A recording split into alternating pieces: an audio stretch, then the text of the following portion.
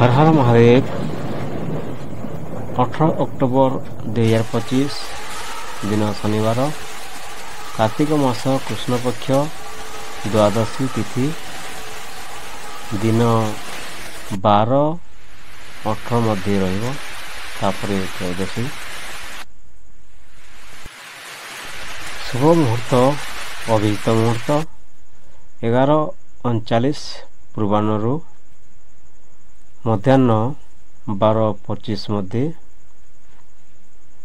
अमृत काल पूर्वाह्न 8:49 रु पूर्वाह्न 10:32 पर्यंत। अशुभ मुहूर्त राहु काल 9 घंटा पूर्वाह्न रु पूर्वाह्न 10:30। जमगंड मध्याह्न 1:30 रु मध्याह्न 3 घंटा। गुलिका काल पूर्वाह्न 6:30 रु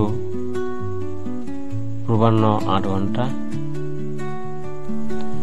सूर्योदय प्रातः 5:52।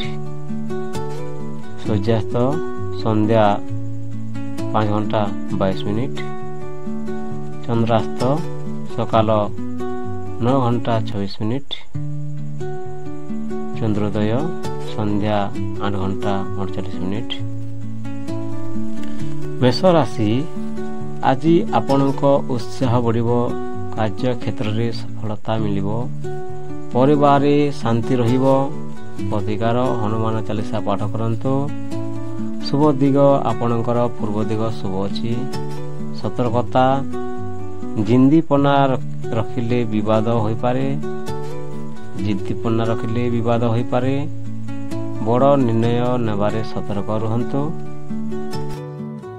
वृष राशि धन लाभ हेबो, किंतु ऑफिस रे तणापोड़ होई पारे, धैर्य रखंतु।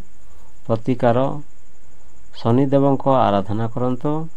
शुभ दिग आपणकर दक्षिण दिग शुभ अछि।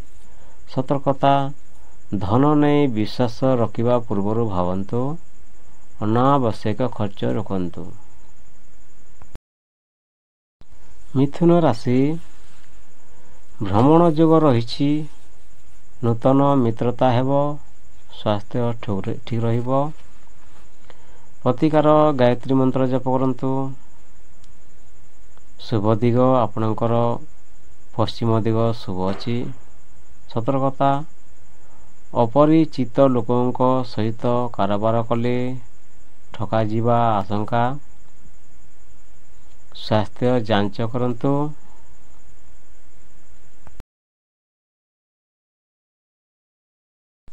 कर्कट राशि व्यवसाय रे नूतन योजना रास्ता देखा जाउथिबो, मने अशांति हेबो। प्रतिकार शिवंक अभिषेक करंतु। शुभ दिग आपणकर उत्तर दिग शुभ अछि। सतर्कता परिवार मन मालिन्य हेबा संभावना।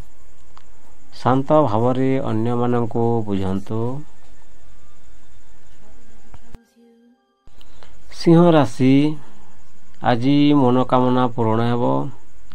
प्रेम जीवन रे सुख आत्मविश्वास रखंतु। प्रतिकार सूर्य को जल दियंतु। शुभ दिग आपणकर पूर्व दिग शुभ अछि। सतर्कता अति आत्मविश्वास करिवेनी, शत्रु माने आपणक काम रे बाधा दे पारंती। कन्या राशि धन लेन देन रे सावधान। स्वास्थ्य रे अल्प समस्या हे पारे। प्रतिकार दुर्गा मांग नाम स्मरण करंतु।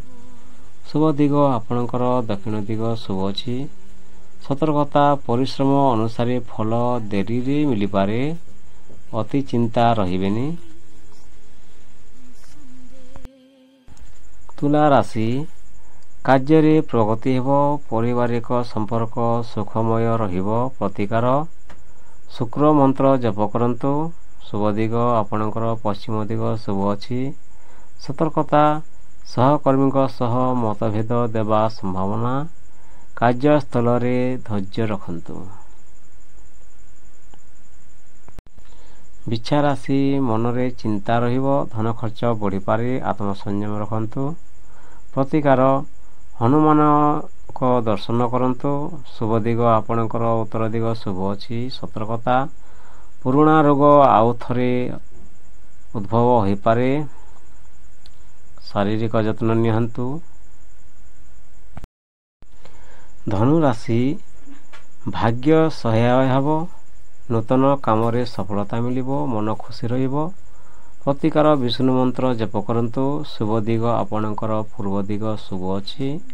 ସତର୍କତା ନିଜ କଥା ଅନ୍ୟମାନଙ୍କୁ ଜବରଦସ୍ତି ମଣାଇବା ଉଚିତ ନୁହେଁ, ବିନୟ ରଖନ୍ତୁ।